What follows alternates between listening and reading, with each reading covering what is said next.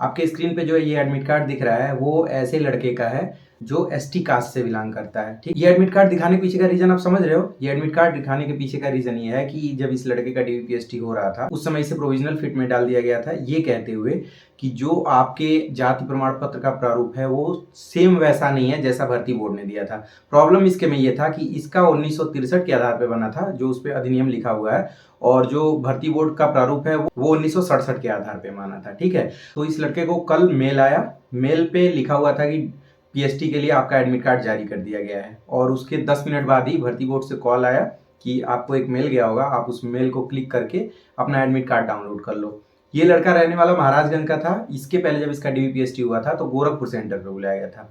इससे ये बताया गया फोन पे कि आप आज, यानी कि आज 7 तारीख है ना, आप आज प्रयागराज सेंटर पे पहुंच जाओ, वहां अपना डीवीपीएसटी करा लो। वो प्रयागराज वहां पे पहुंचा, उसका डीवीपीएसटी हुआ।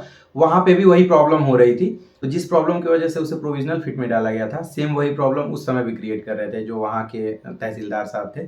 तो इसने पूरा जो वाकया था वो बताया। जब इसे प्रोविजनल फिट डालते हुए ये बताया गया था कि आपका जो डॉक्यूमेंट है वो हो सकता है फर्जी हो, तो इसने अपील भी किया था। अपील जब हुआ था तो सारी चीजें भर्ती बोर्ड के पास गई थी, तो आपको पता है डीएम के पास आया था ये सारी चीजें दोबारा वेरीफाई करने के लिए।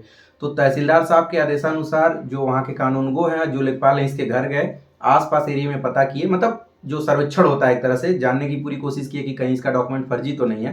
तो सारी चीजें सही पाने के बाद जब रिपोर्ट उसने तहसीलदार साहब को दिया तो तहसीलदार साहब ने भर्ती बोर्ड को मेल कर दिया कि ये सही है, और उसके साथ साथ एक वहां पे डाक के माध्यम से भी भेज दिया गया और बता दिया गया कि हाँ इसका सही है। वहां जाने के बाद इस लड़के ने मुझे ये बताया कि जो एक्स सर्विसमैन के अभ्यर्थी हैं, मतलब एक्स सर्विसमैन वाले भाई जो ये फॉर्म भरे थे, ऐसे बहुत सारे भाई थे जिनको डॉक्यूमेंट में बाहर कर दिया गया, ये कहते हुए जनरली क्या था, पहले हाई स्कूल लोग करके हो जाते थे, तो उसके बाद जब वो रिटायर होते थे तो उन्हें वहाँ ग्रेजुएशन की डिग्री मिल जाती थी। तो डॉक्यूमेंट वेरिफिकेशन में प्रॉब्लम क्रिएट कर दिए, ये कहते हुए कि आपकी 12th की डिग्री कहाँ है, जबकि उसमें ये दिया गया था कि ये समकक्ष मानी जाएगी, मतलब 12वीं और ग्रेजुएशन दोनों का काम ये कर देगा। तो ऐसे भी कैंडिडेट चैलेंज किए थे, मतलब एप्लीकेशन के माध्यम से, तो उन्हें भी वहां पे फिट किया गया है। उसके साथ साथ सबसे बड़ी खुशखबरी ये है कि जो लड़कियां अपने पिता के साइड की जगह पे पति के साइड का जाति प्रमाण पत्र लगाई थी, उन लोगों ने भी एप्लीकेशन के माध्यम से भर्ती बोर्ड से मांग करी थी कि इसको सही माना जाए। तो ऐसे भी अभ्यर्थियों को प्रयागराज बुलाया गया था और उन्हें वहां फिट कर दिया गया। फिट मतलब उनके डॉक्यूमेंट को एकदम सही माना गया है। आपके पास कॉल आया था या नहीं आया था ये आप मुझे बताओगे। आपके दिमाग में ये चल रहा होगा कि प्रयागराज क्यों बुलाया जा रहा है। तो देखो, यूपी के 75 जिलों में मैक्सिमम जगह डीवीपीएसटी कंप्लीट हो गई है। प्रयागराज में आप लोगों ने सुना था कि 2-3 दिन का जो डीवीपीएसटी था वो कैंसिल हो गया है, तो वहां चल रहा था और डायरेक्ट इसी वजह से उनको वहां भेज दिया गया कि और किसी जगह अरेंज करने से बेस्ट है कि वहीं करा लो। तो आप लोग अपना मेल जरूर चेक कर लीजिएगा, और किसी अननोन नंबर से फोन आए तो आप कॉल जरूर रिसीव करिएगा। हो सकता है भर्ती बोर्ड के द्वारा ही आपको कॉल किया जा रहा हो। ये सारी चीजें बताने के पीछे का मेन रीजन यही है कि अगर आप लोगों के साथ ये दिक्कत थी, अब ईडब्ल्यूएस के कैंडिडेट की भी बारी है। हो सकता है ईडब्ल्यूएस के कैंडिडेट्स की संख्या ज्यादा हो और ऐसे सभी बच्चों को प्रयागराज बुलाने के बजाय कोई एक सेंटर निर्धारित कर दिया जाए जहां पे यूपी के सभी बच्चों को बुला लिया जाए, तो आपके पक्ष में भी ये फैसला आएगा। क्योंकि सबसे कम कैंडिडेट इसी कैटेगरी में थे जिनकी शादी हो गई थी, मतलब स्पेशली फीमेल की बात करें, और वो लोग अपना जाति प्रमाण पत्र पिता की जगह पे पति के साइड का बनाए थे। तो अगर इनका भी सुनवाई हो रहा है तो ईडब्ल्यूएस वाले तो बहुत ज्यादा हैं।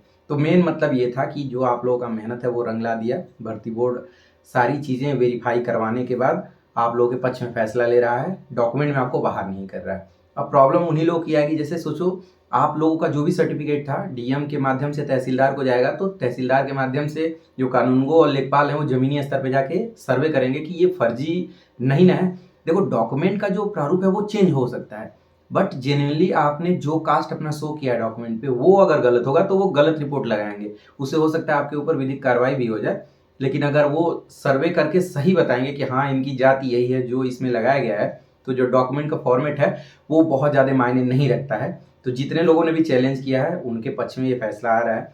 आप लोग बताइए कि आप लोगों के भी साथ ये हुआ है कि नहीं हुआ है। आपको स्क्रीनशॉट में दिखा दे रहा हूँ, अभी जस्ट उस लड़के से मेरी बात हुई पूरे डिटेल में। मैसेज तो मुझे उसने सुबह ही कर दिया था, मैंने उसे कॉल किया तो वो रिसीव नहीं कर पाया, अभी डॉक्यूमेंट वेरिफिकेशन करा के निकला है। तो सारी चीज़ें दूध का दूध पानी का पानी हो गई।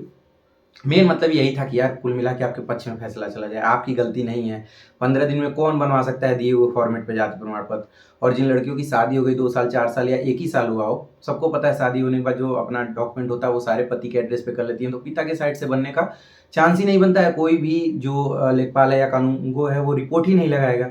तो इन सारी चीज़ों को उन लोगों ने समझा।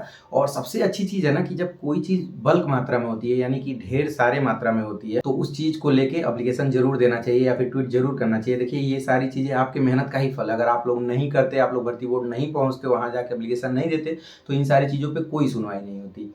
तो ये जीत आपकी है और इस जीत को आप डिज़र्व करते थे। बाकी कोई टेंशन नहीं है, आप लोग अपना डॉक्यूमेंट लेके तैयार रहिए।